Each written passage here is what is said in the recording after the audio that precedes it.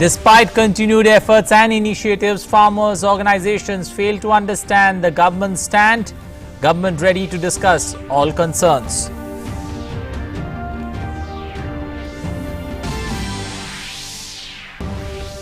Government accuses opposition of playing politics over new farm laws. Union Minister Smriti Irani says opposition is deliberately trying to create law and order issues. Shivraj Singh Chauhan says then Agriculture Minister Sharad Pawar spoke about implementing APMC Act.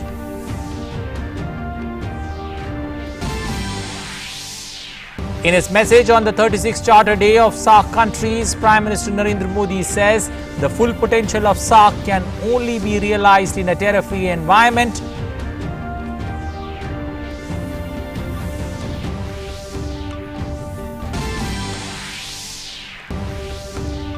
In Jammu and Kashmir, 2 terrorists killed in an encounter with security forces in Pulwama. Operation continues. Drug Controller General of India to hold meeting today to review the application for the emergency use of COVID vaccine. Applications of Pfizer, Bharat Biotech and Serum Institute to be considered for review. Development in vaccine front shows positive impact on the Wall Street. S&P 500 and Nasdaq shoots up to record levels. And in sports, English football giants Manchester United knocked out of the UEFA Champions League after suffering a defeat to German club RB Leipzig. In another match, Juventus blank Barcelona 3-0.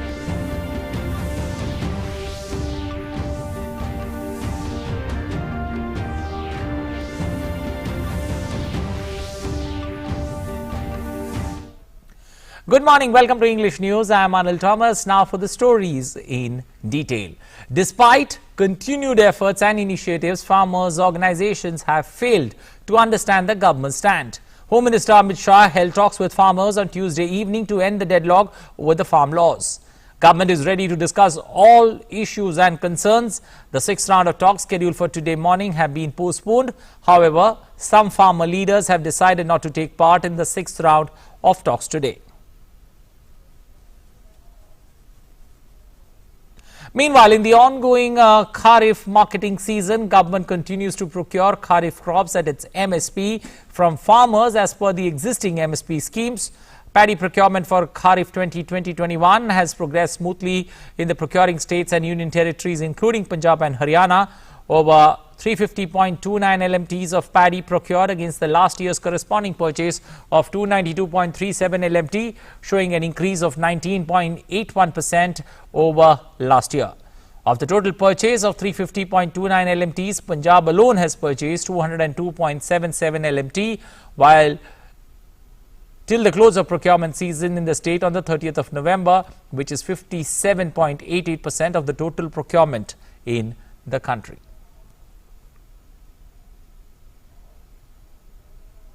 Shifting focus, Prime Minister Narendra Modi has said that the full potential of the SAARC grouping can only be realized in an atmosphere free of terror and violence. In his message on the 36th SAARC Charter Day, Prime Minister Modi said, "Let us recommit ourselves to defeating the forces that support and nurture terrorism and to work collectively towards a secure and prosperous South Asia."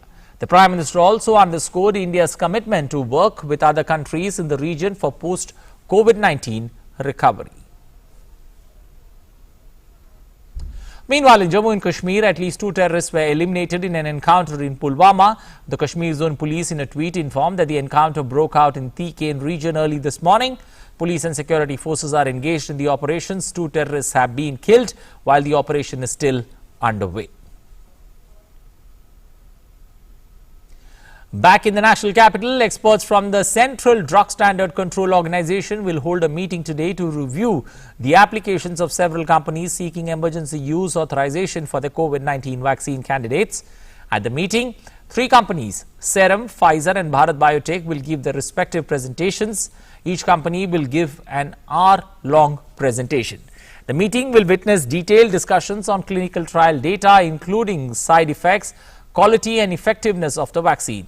The expert committee will then submit its recommendations to the Drug Controller General of India for emergency use authorization for the COVID-19 vaccine. As the race for COVID-19 vaccine heats up, the MEA is organizing a meet in which foreign heads of missions will be visiting biotech companies in Hyderabad today. MEA is organizing a visit for foreign heads of missions to leading biotech companies in Hyderabad. Bharat Biotech and Biological E, more than 60 heads of mission are expected to see first-hand the development works regarding COVID vaccine by Indian companies. This is the first such visit, and it will be followed by visit to facilities in other cities. India has been contributing significantly to global efforts against COVID-19 pandemic. There is a lot of interest in India's vaccine development efforts. India is the world's largest vaccine manufacturer. Prime Minister Modi had said in the past that India's vaccine production and delivery capacity will be used to help all humanity in fighting this crisis. A quick look at COVID-19 updates from across the country. India has reported a landmark achievement as the total active caseload has fallen below the 4 lakh mark on Tuesday. India's active caseload now stands at 3,78,909. This number translates to just 3.89% of the total cases. This is the lowest after 142 days. Continuing with the trend of the last 11 days, India has reported more daily recoveries than the daily new cases as on Tuesday. While 4,957 new positive cases were found in the country, 36,635 new recoveries were registered during the last 24 hours. New cases per million population in India recorded in the past 7 days are amongst the lowest in the world. The difference in new recoveries outnumbering new cases has also improved the recovery rate to 94.66%. The total recovered cases are presently at 92,15,581.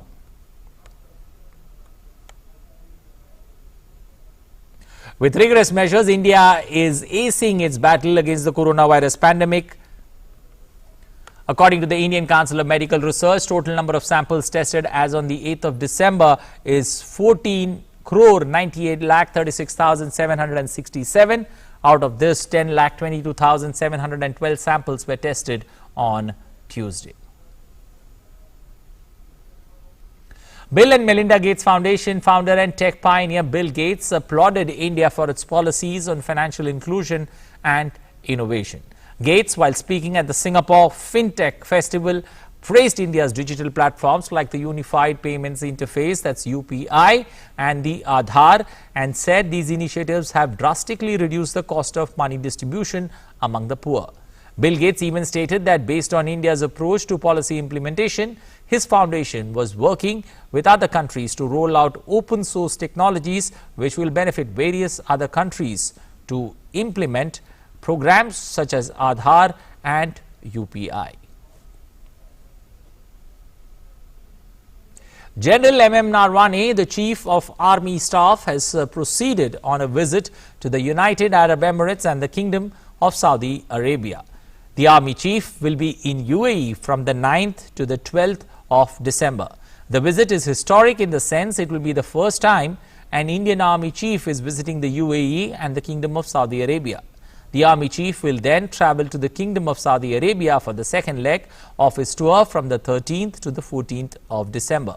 He will take forward the excellent defense cooperation between the Kingdom of Saudi Arabia and India through multiple meetings with senior functionaries of security establishments and exchange views on various defense-related issues.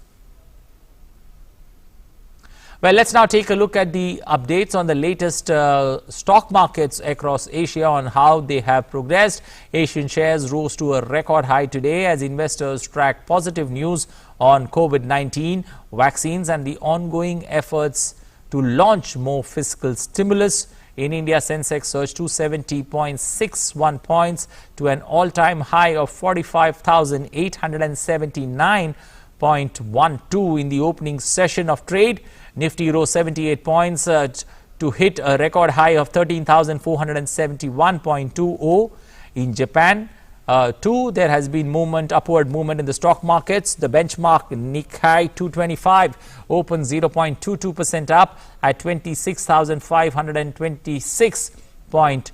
0.34 points. South Korea's benchmark Kospi opened up 18 or roughly 19 points or 0.7% up at 2,719.89 points. Hong Kong stocks too recovered from 2 days of losses as the benchmark Hang Seng Index rose 0.78% or 205.86 points at 26,510.42 points. The steady march of positive news on COVID-19 vaccines have helped lift the investor spirit in the stock markets. Well, taking a look at Wall Street, how Wall Street has performed, US stocks closed higher on Tuesday in parts due to a boost from the healthcare sector on positive COVID-19 vaccine news, while uncertainty over fresh fiscal stimulus held gains in check. Johnson & Johnson rose to help lift both the Dow and S&P 500 after the company said it could obtain a late-stage trial result of a single-dose COVID-19 vaccine it is developing in January, which is earlier than expected. Pfizer Inc. also advanced as it cleared the next hurdle in the race to get its COVID-19 vaccine approved for emergency use after the US health regulator released documents raising no new safety or efficacy issues. Positive developments related to the COVID-19 vaccine have in recent weeks helped investors look past the surge in infections and anticipate an economic rebound next year. Shifting to global stories, let's now take a quick update on COVID-19 pandemic from across the world on how things stand.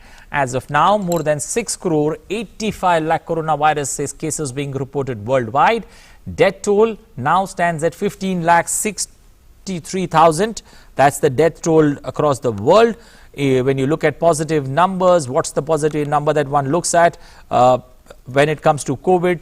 The positive number one looks at is the recoveries, 4 crore 74 lakhs. That's the recovery that we've seen worldwide from COVID-19.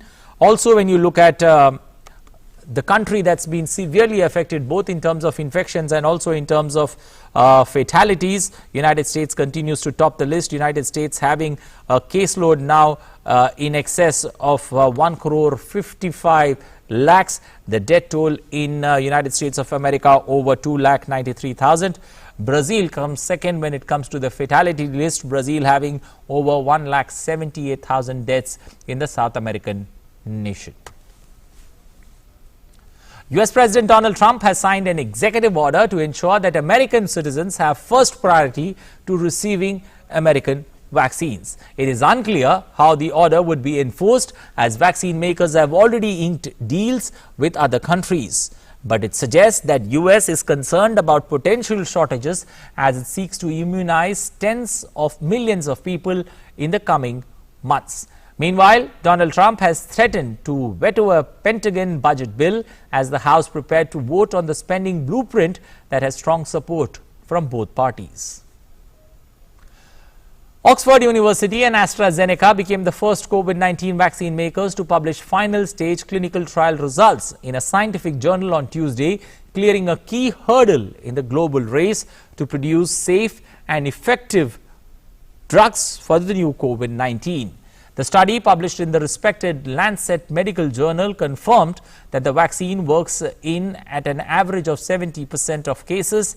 It comes during a flurry of positive developments that have raised hopes the rollout of vaccines can help begin to restrain a pandemic that has killed more than 1.5 million people and have stricken societies worldwide. United Kingdom has begun its mass coronavirus vaccination program with 800,000 people expected to be vaccinated in the coming weeks. Medical centers have been set up across the country to try and deliver the vaccine as quickly as possible. John Beaver sent us this report from the city of Bristol that's now administrating vaccinations. The widespread rollout of the coronavirus vaccine in the UK after it was the first country to approve the use of the Pfizer vaccine. To start with, it's being offered to those who are 80 plus, to frontline medical staff and to those who work in care homes. In coming weeks, it will be offered to a wider group of people, but the UK only has enough for 20 million people, so it obviously can't vaccinate the entire population. They're very much pinning their hopes on the Oxford vaccine that's being developed in conjunction with AstraZeneca as being a vaccine that can be offered to the population in general. The Health Secretary today said that he was delighted that the vaccination programme had begun, but warned people that they still needed to follow the guidelines to stop the spread of coronavirus before mass vaccination has taken place. Well, as the mass coronavirus vaccination program began in the United Kingdom on Tuesday, 90-year-old Margaret Keenan from Britain became the first person in the world to receive the Pfizer COVID-19 vaccine. An early riser, Keenan received the jab at her local hospital in Coventry, central England, on Tuesday morning, a week before she turns 91. The mass inoculation aims to fuel hope that the world may be turning a corner in the fight against COVID-19. Although ultra-cold storages and tricky logistics will limit its use for now. Moving on, Brazil has signed a letter of intent with Pfizer Inc. guaranteeing the delivery of more than 70 million COVID-19 vaccines doses from January next year, as announced by the Health Ministry on Tuesday.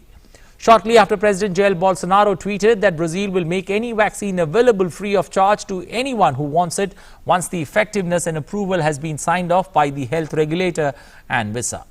Brazil reported over 51,000 additional confirmed coronavirus cases in the past 24 hours and over 800 fatalities from COVID-19, marking the highest death toll since November 14th. In other international news, US President-elect Joe Biden on Tuesday introduced the team to lead his administration's response to the coronavirus pandemic, emphasizing that mass vaccination distribution needs to achieve his goal of 100 million shots in the first 100 days in office. Addressing a briefing in Wilmington, in Delaware, Biden said he needed Congress to fully fund vaccine distribution to all corners of the United States. He said getting children back to school will be a national priority in his first 100 days in office. Today, masking, vaccinations, opening schools. These are the three key goals for my first 100 days.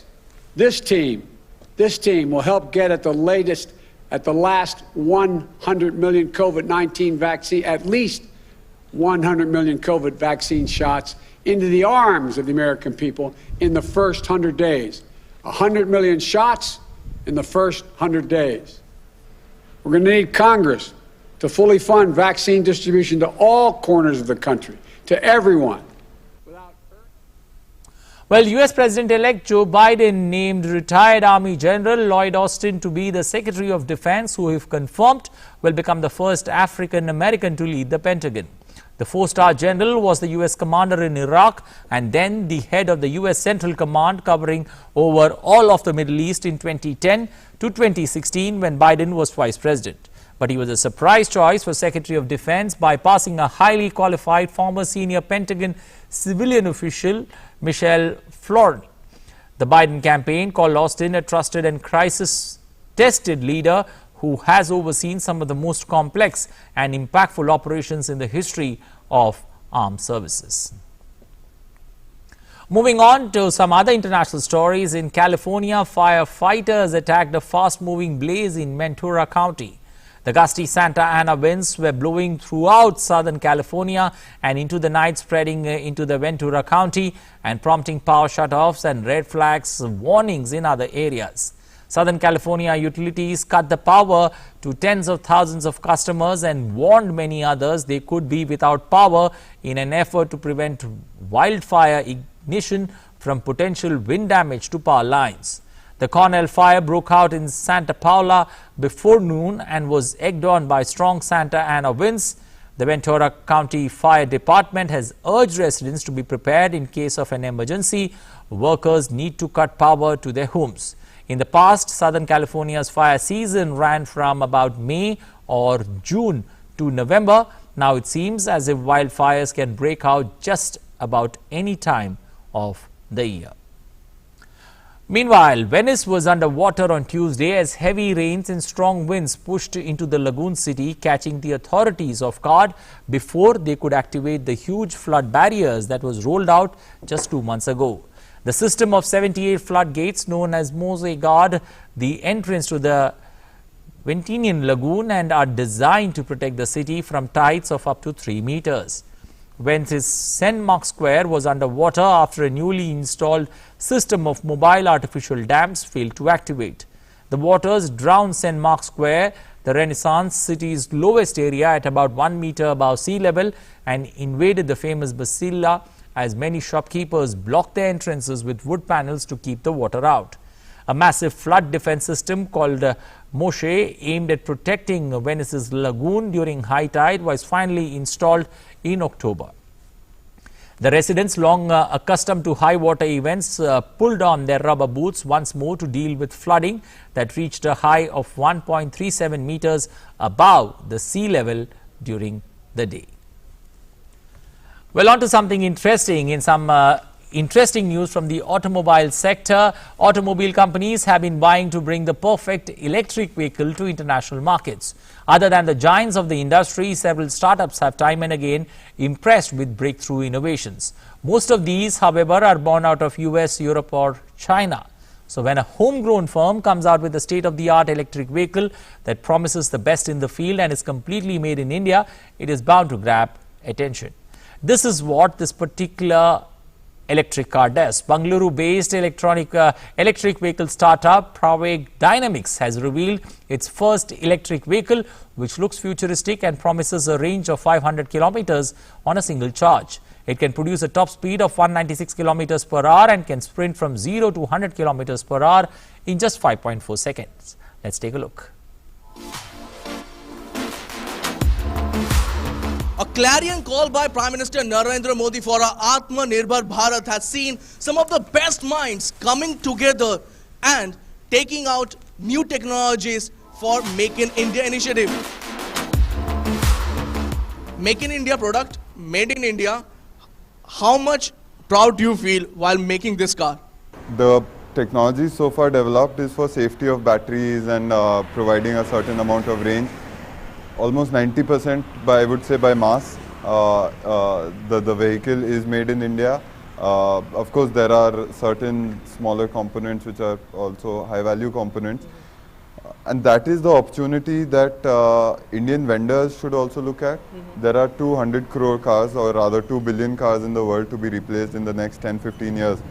This provides a massive headroom for us to, in fact, supply to the world, make in India and sell to the world, and really capture that market. Right. By what time do you think this car can be serially produced in the country? So in fact, this is a one-of-a-kind prototype. It's an almost 1.5-year-old prototype for us. It's the first time we are getting it out in public, and with you, Tapas, it couldn't be a better platform. So the new version, we've already built a few prototypes. We're building prototypes for that, and it will be in serial production next Diwali, November 21. What about the life cycle of a car? Also, how long does it? Most of the people talk about that charging an EV takes time. So how long does it take to charge this electrical vehicle? So I'll address all the 3 points. One is the charge time. So for our vehicles, we can go up to 400 kilometers of charge in 30 minutes. That's 80% in 30 minutes. After that, we have to kind of slow down a little bit. But that's at par with the global metrics. Then second is the life cycle of the battery itself. So we're looking at almost 10 lakh kilometers, which is I would say one of the leading metrics in the world today of life cycle of the battery. We also spoke about the speed. Generally, we have seen EV don't match up with the speed of a regular combustion engine. What about this car? What about Praveg? Motors are used in almost all the largest and the fastest applications in the world, whether it's bullet trains, whether it's aircraft carriers, etc. So motors are in fact incredibly good. It's just a matter of how much power can you take out of the battery to power that motor. So this one can go up to 196 kilometers per hour as a top speed. Appreciate your time. So that was Siddharth telling us that baby steps were taken, but it's time for India to reach, to become a global leader when it comes to EV technology. With camera person Anil, this is Apush Bhattacharya, DD India, Delhi. Well, moving to some sports stories there, Matthew Wade blasted 80 of 53 deliveries as Australia beat India by 12 runs in the final T20 International in Sydney. The opener shared a 90-run partnership with Glenn Maxwell, who scored 54 of 36 as Australia posted 186 for 5. Captain Virat Kohli's 85 from 61 was the highlight of an Indian chase that saw them lose wickets regularly. Leg spinner Mitchell Sweepson was the pick of the Aussie bowlers with a 3 for 23 as India lost wickets at regular intervals. The Tourists had already wrapped up a series victory by going 2-0 ahead on Sunday, but their 10-match T20 winning streak came to an end. Sweepson bagged the Man of the Match award, while Hardik Pandya pocketed the Man of the Series. A 4-test series will start from the 17th of December in Adelaide, the first test being a day-night one. On to football, Manchester United are out of the Champions League after losing to RB Leipzig 2-3 in their final Group H game. The Reds went into the game knowing a point would be enough to seal a place in the knockout phase, but were 2 goals down at the break and fell 3 behind in the second half. Late goals from Bruno Fernandes and Harry Maguire gave United hope, but their luck ultimately ran out and they couldn't find a third. The loss means United will drop into the Europa League in the new year, having lost in the semi-finals of that competition last season. Next up for the Reds is Saturday's derby at Old Trafford. Well, that's all we have time for in this edition of news. Thanks for watching. You take good care of yourself. Have a safe and wonderful day ahead. Bye-bye.